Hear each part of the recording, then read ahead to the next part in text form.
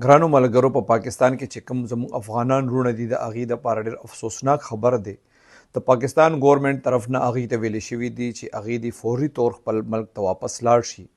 دې حوالې سره چې د وفاقي حکومت طرف نه کومه اعلامیه په 31 جولای باندې جاري شوې ده، په هغې کې ویلې شوي دي چې په پاکستان کې کم افغان مهاجرینو چې هغې سره POR کارډونه و د هغې میاد په 30 جون باندې ختم شوی دی او ای ته هدایت شوی دی چې ای د 31 جولای 2025 نه فوري طور خپل ملک ته واپس لاړ شي.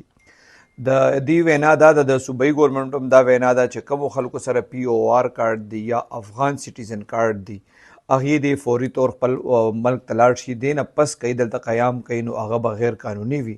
د دې دپاره ویلې شوي دي چې یاره د زموږ پېښور کې او لنډي کوتل کې د دې افغانانو دپاره ځایونه هم جوړ شوي دي که فرض کو دي په خپله نه ځي نو بیا به ګورنمنټ د دې خلاف کاروایي کوي او دغه کیمپونو ته به بوځي او د هغه ځای نه به هلته بیا هغې خپل ملک ته لیږلي کېږي. دغه کیمپونه چې کوم دي هغې کې د دې دپاره د مهمان نوازۍ ښه باقاعده انتظام شوی دی.